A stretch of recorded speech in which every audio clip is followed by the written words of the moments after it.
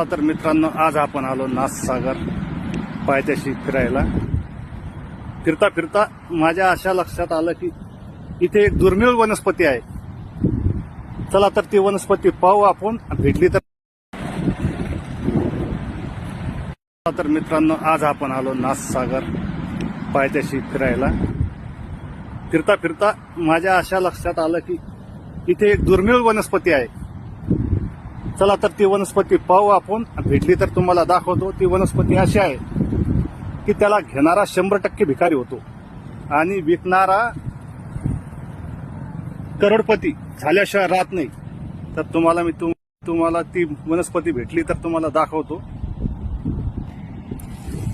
तर त्या वनस्पतीचे वैशिष्ट्य असे आहे की ती कपड्याखाली लपलेली असते. आपल्याला ती वनस्पती भेटली. मित्रांनो, तुम्हाला दाखवतो ती वनस्पती कशी आहे हे पहा.